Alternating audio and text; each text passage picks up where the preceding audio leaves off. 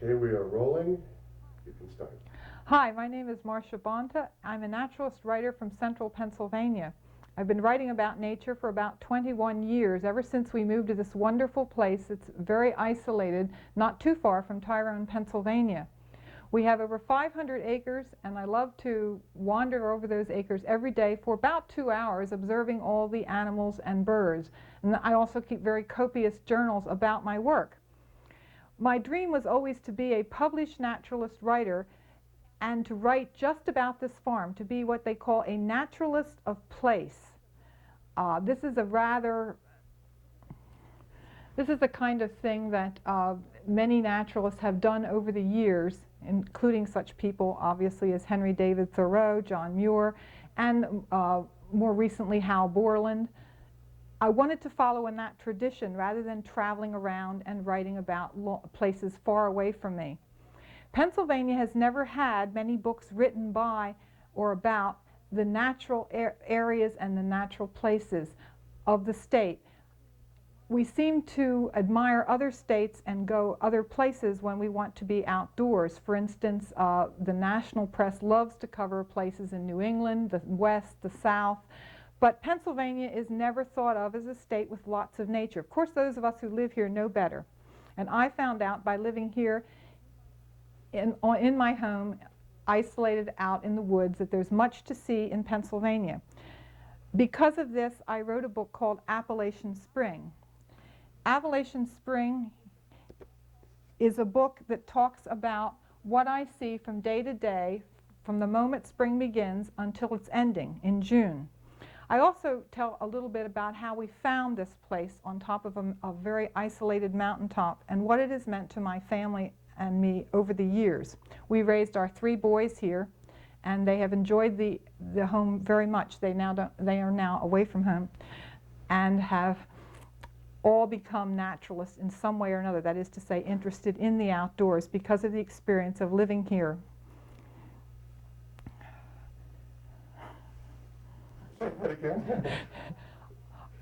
Oh, I really like reptiles and amphibians, and particularly amphibians. The Appalachians are known for having the greatest variety of salamanders in the entire world, so it's a lot of fun. One of the things I do is walk down our creek, particularly in the summer when it's drier, and turn over rocks and look for the amphibians beneath. Even during the drought last year, there was hardly any water in the stream, and I turned over rocks, and I counted 50 or 60 salamanders within, say, a city block. So I decided that they were in good shape yet. But my very favorite thing to do at this time of year is to go down at our little pond, and it's not really a pond, it's a hole at the bottom of the field that we did a test hole drill for, hoping to put a pond there. Okay, it filled up with water, and what it does is it attracts wood frogs to come and court. And if you sit there very quietly and still for, say, 15 or 20 minutes, and they're out, and it needs to be a fairly warm day, say 60 degrees, you can then watch them come up, and the males come up from the water, and they croak very loudly.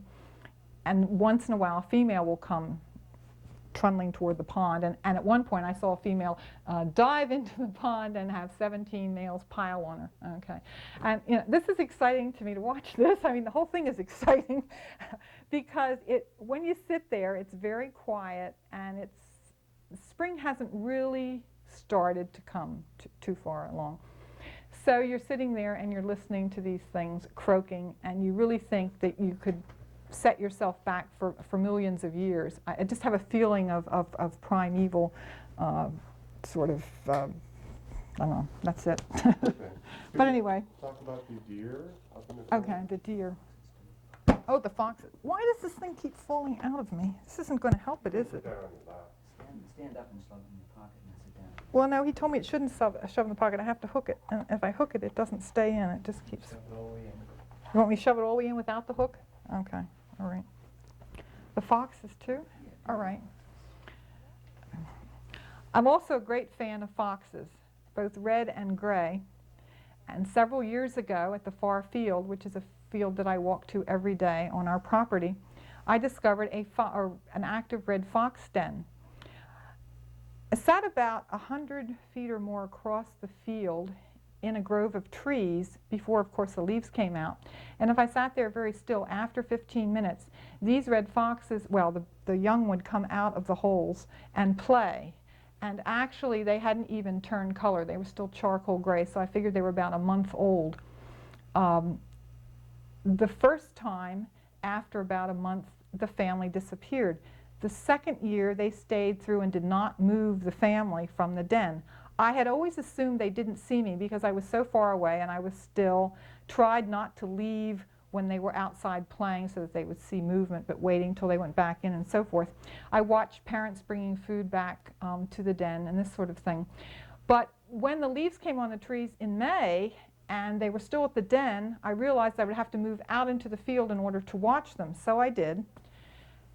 And when I sat out in the field to watch them, they just ignored me. Now, whenever I brought people to look at these foxes, or in one case a person set up a blind hoping to get pictures, the foxes never appeared. So it was obvious to me that it was one family for 2 years that were, for some reason or other, able to tolerate my watching them, because this has not happened since. Foxes do mate for life, so we can assume that it was the same couple for 2 years in a row. Each year they had, no, the first year they had 3, and the second year they had 4 young ones.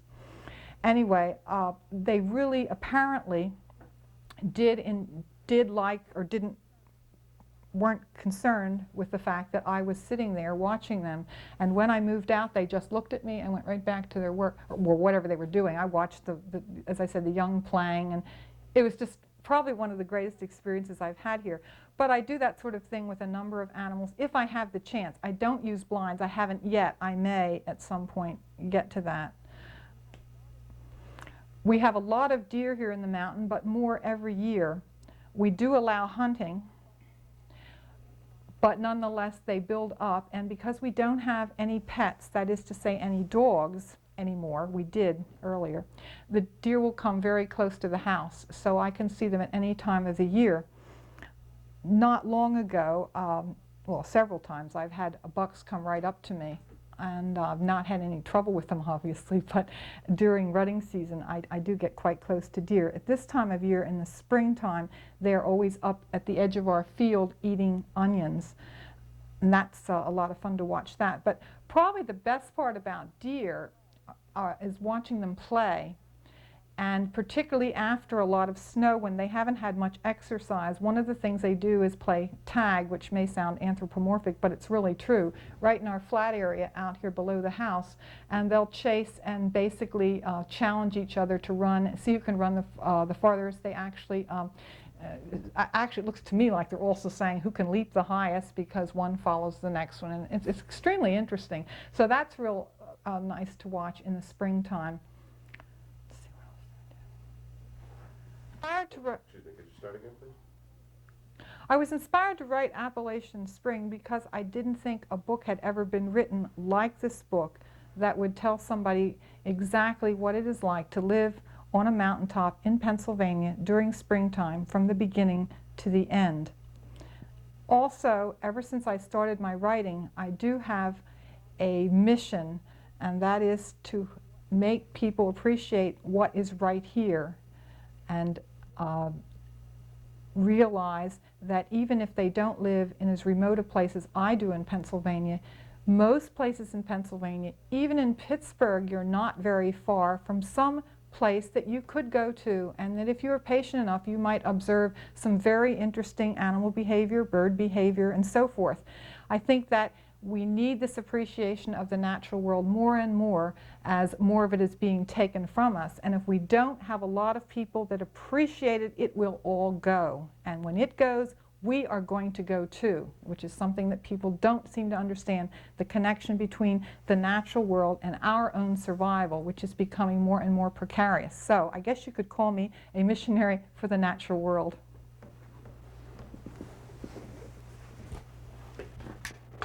Do we have a benediction now? Yeah, that's my religion.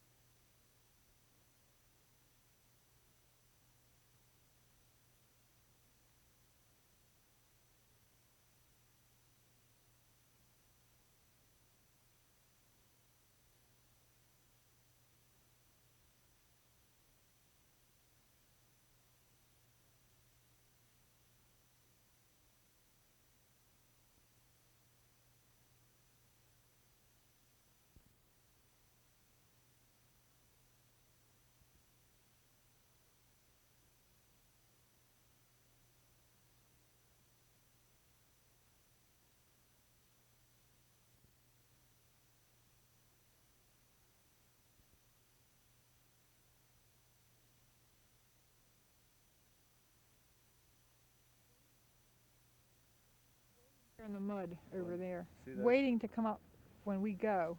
You see them? Yeah, I see him. One there Yeah. and one there. Okay. I could give you the history of them, everything, whatever you want. Sure, All right. anything you'd like.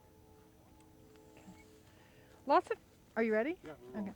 Lots of people say that the spring peepers are the first frogs out in spring, but that's not true. The wood frogs have much more cold tolerance. In fact, they are the only frog that breeds as far north as the Arctic.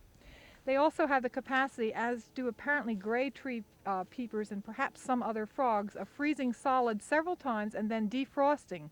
So this March, which has been so incredibly cold and then warm, these particular wood frogs have laid eggs 3 different times instead of, as usual, courting, calling, and laying their eggs all within 1 week's time. This clump of frogs' eggs was obviously laid very early in March, because you can already see, if you look closely, that they're beginning to resemble tadpoles. The clump over there was probably laid in the middle of March, because it's not quite as advanced as this one. Those clumps were just laid about 3 days ago. I know because I keep coming down here and checking, and every day there are a few more clumps added to it. These wood frogs are males that are in the pond under the water. And if you sit here for about a half hour, very quietly, don't move, they will gradually emerge and sort of float on the water with their head up, and they quack somewhat like ducks. In fact, a lot of people think that's what they're hearing. Then if there are any females around, they will come into the pond, and the males will grab them and mate with them. The mating is actually called amplexus, and they hold them. Excuse me, could you hold the mic a little bit closer? I'm sorry.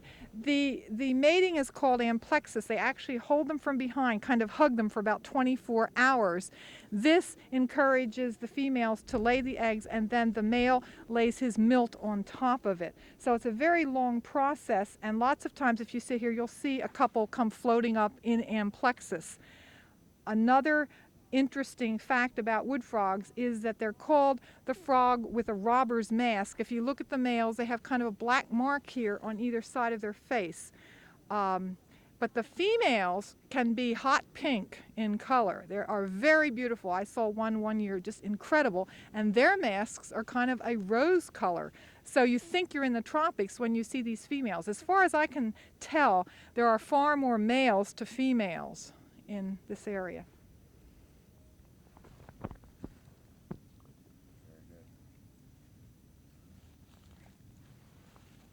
I think that explained it pretty much.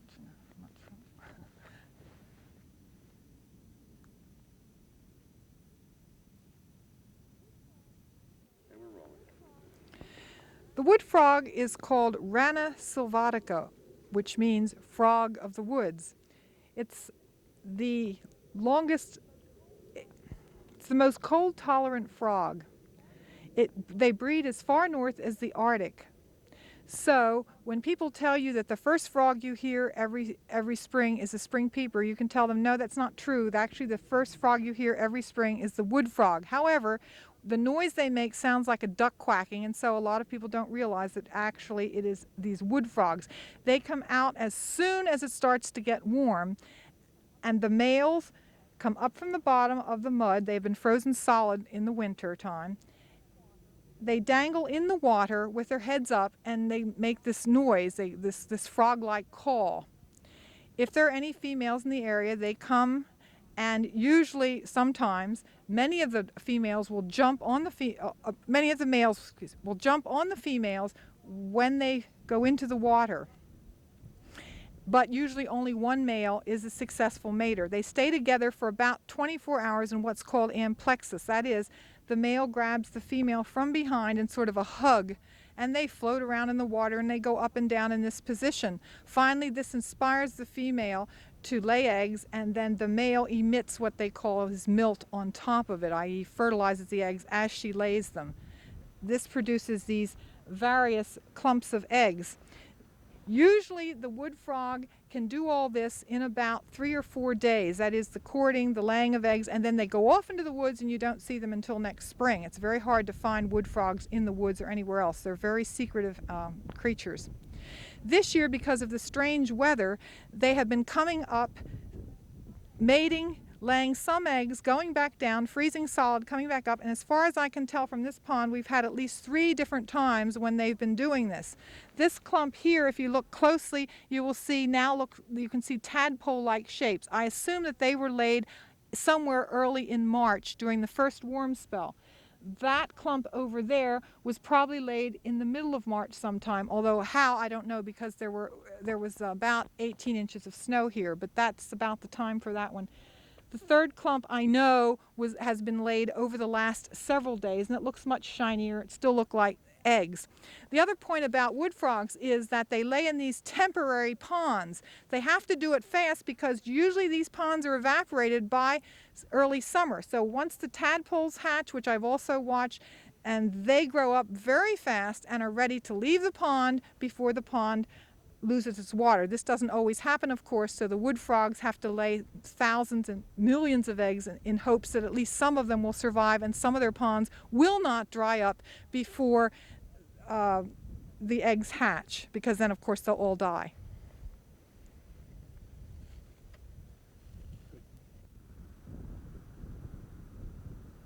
Take the mic up, Tim. They are so desperate because this has been such a crazy weather. I don't believe this.